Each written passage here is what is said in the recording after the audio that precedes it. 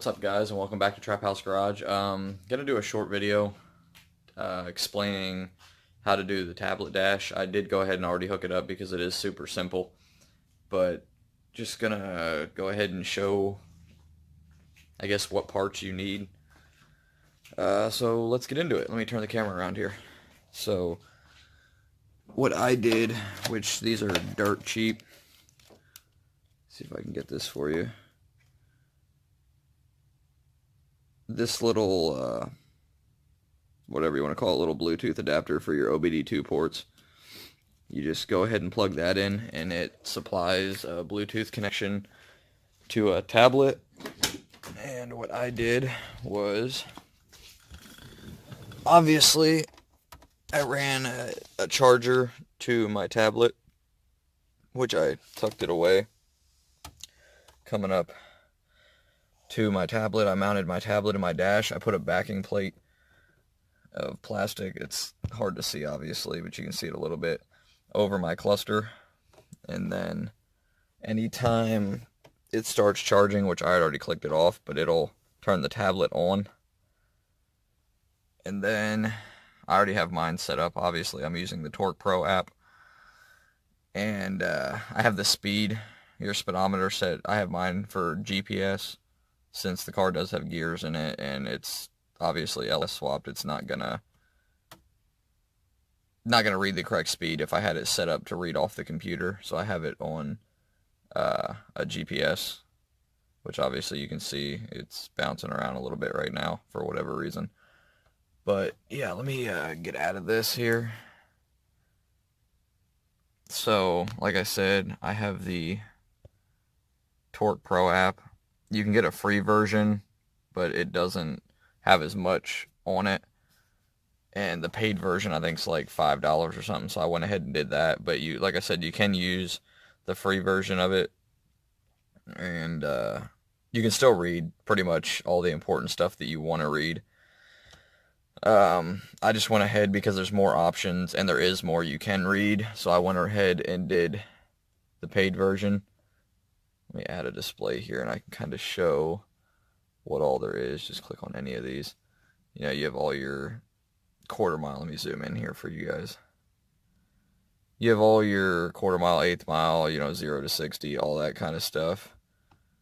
And, there's a ton. Air fuel, IATs, pretty much anything the stock computer can read, you can display on here.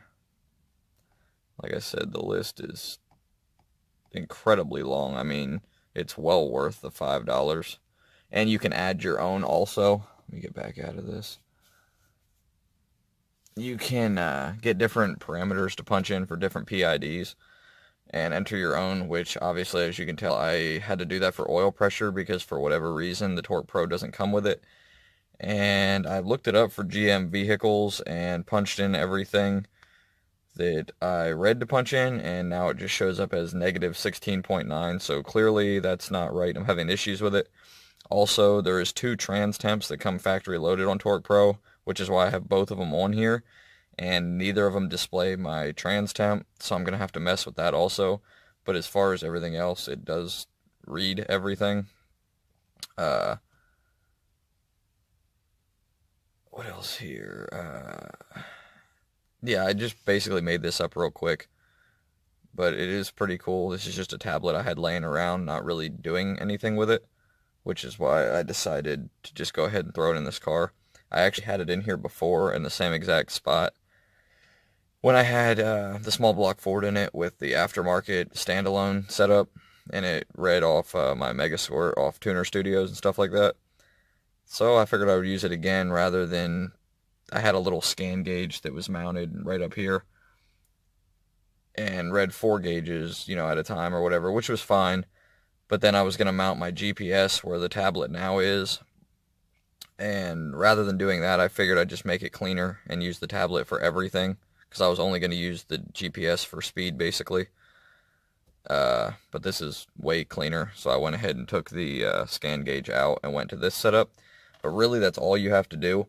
You buy the little Bluetooth adapter. I think I paid $10 off of Amazon or something like that. You can get them cheaper on eBay.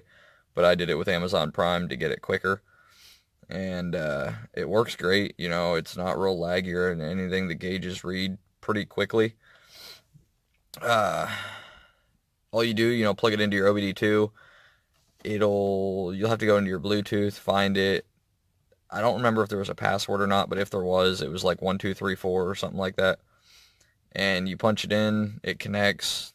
You go into the settings and make sure it connects to that every time there's power supplied to your OBD2, which obviously it should be set up to a keyed on power source. So anytime you turn the key on, the OBD2 port will get power, which will trigger the Bluetooth connector on, and then it'll connect directly, pretty quickly, right to the tablet, and all your gauges are displayed.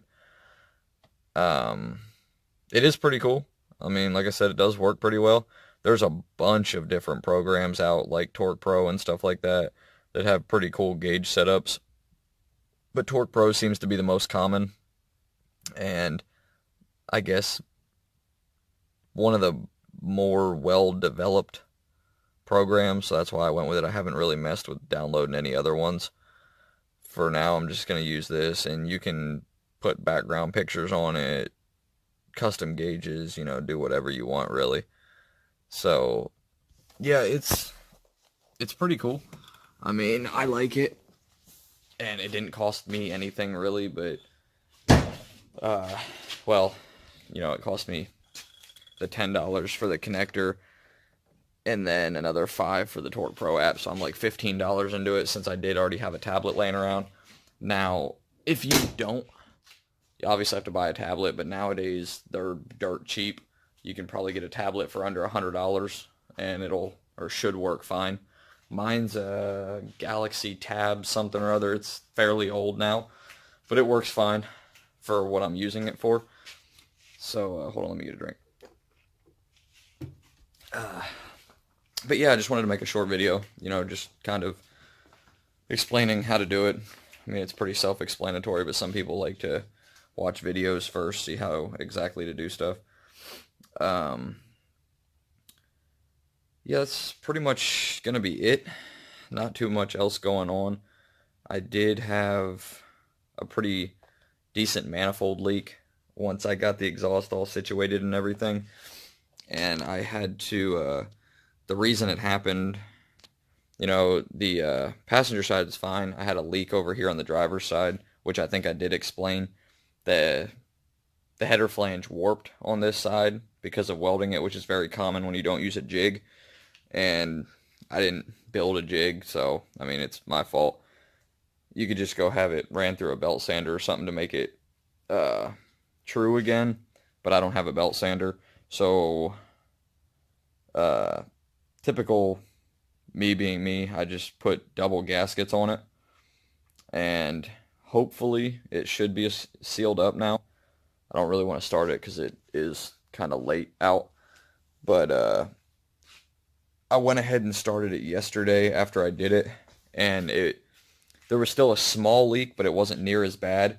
And I did go back after I heat cycled it and checked all the manifold bolts, and a couple of them, I did get a couple more turns on them. For whatever reason, they loosened up a little bit. I don't know if it was just compressing the gasket since there's two of them or what it was, but it was leaking at the back cylinder here, and when I double gasketed it sounded like it moved up here somewhere, which, like, three of these, the three right in here, were the ones that were loose.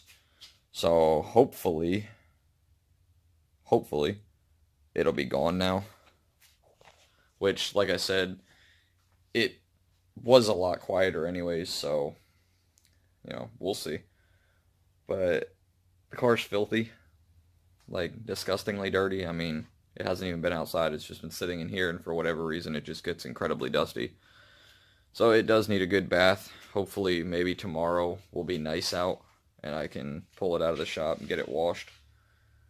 But yeah, other than that, I mean, that's about it. Just wanted to do kind of a quick video and not ramble too much and just explain about Torque Pro and the Bluetooth adapter and stuff for people that want to do this kind of thing with an LS swap or any kind of OBD2 vehicle. It doesn't have to be a Mustang or an LS. Anything with an OBD2, you can run this software, do it the same exact way.